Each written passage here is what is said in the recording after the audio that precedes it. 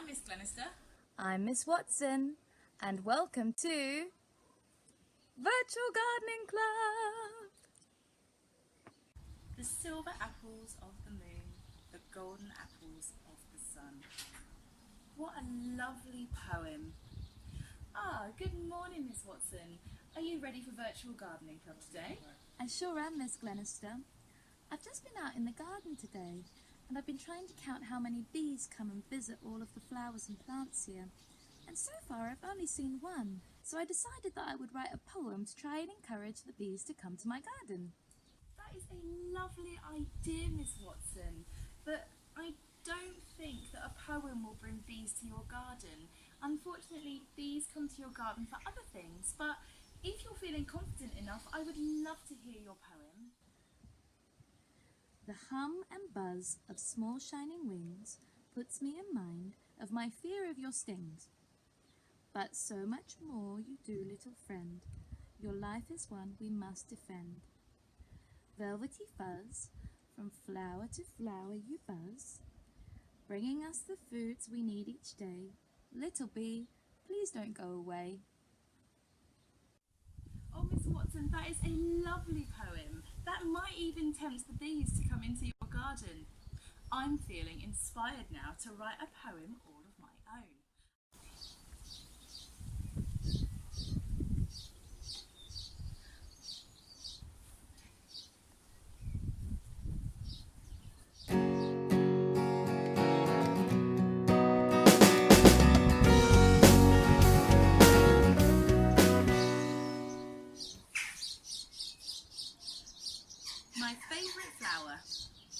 My favourite flower is a daisy, and one day I like to think that maybe the daisies in my garden will grow into a field of flowers that look like snow.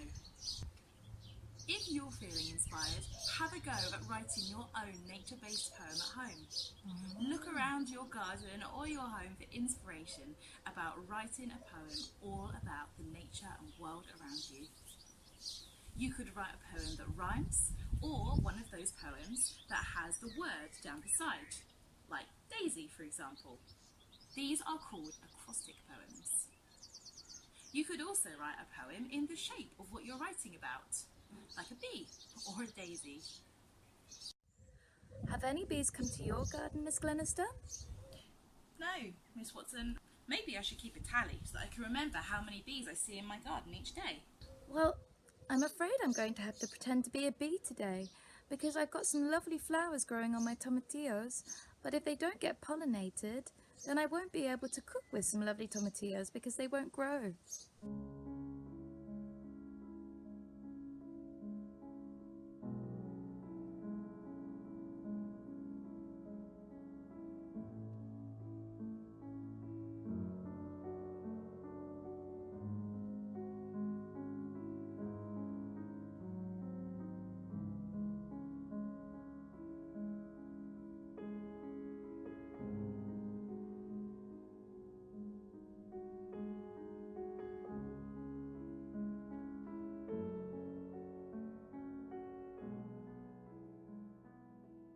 What do you do to pollinate your tomatillo plants yourself, Miss Watson? Would you like me to show you how I'm going to do it?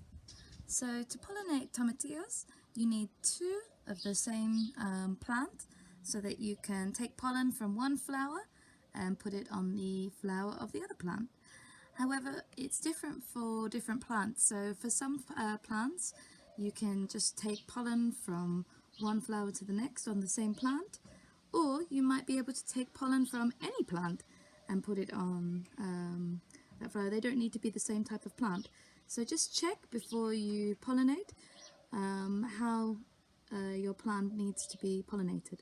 So for pollination, you need either a little paintbrush or soft brush like this one, or an earbud or cotton tip bud.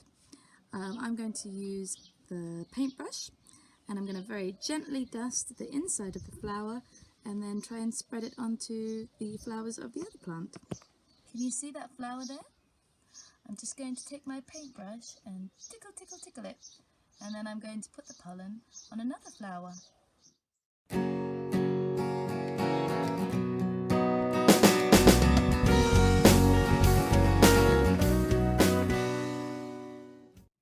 So as you can see, it's quite easy to pollinate a tomatillo plant. You just have to be careful and gentle.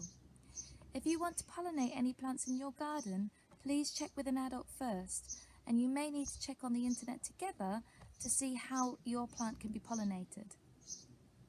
Wow, Miss Watson, how did it feel to be a bee? I bet it's fun for a few plants, but if you had a big farm or hundreds of plants, then pollinating them yourself isn't going to be very practical. There are lots of things that you can do to attract bees and other pollinators to your garden.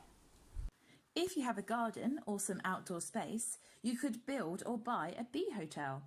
This needs to be at least 1 metre off the ground in a sunny place that doesn't have lots of plants around it. In the description, there's a link to how to make a very simple bee hotel. Make sure there are plants all year round that can provide bees with pollen, such as lavender and phacelia for the summer, abelia and sage for the autumn, and snowdrops for the winter. You can also plant native wildflowers, which your bees will love. Leave some of your lawn to grow long, so there is shelter for the bees in tall grass. You could also turn this into a mini wildflower meadow. Don't use harmful chemicals such as insect repellents on your plants. Instead, use a natural repellent such as garlic water. Wow, Miss Glenister, I didn't realise that there were so many things I could do to make my garden more bee-friendly. I'm going to build a bee house, and I think I'm going to look up some of the plants that you mentioned, because I didn't think about different seasons and how the bees would be hungry in the winter or in the early spring. So it's good to know which plants will flower and feed the bees. Now, we've talked a lot about bees in this episode, and we are bee crazy, but there are other pollinators that we really love as well, like butterflies, and we're very grateful to Leah, who sent us in a video of a butterfly hatching. It's really amazing, so we would like to share it with all of you as well.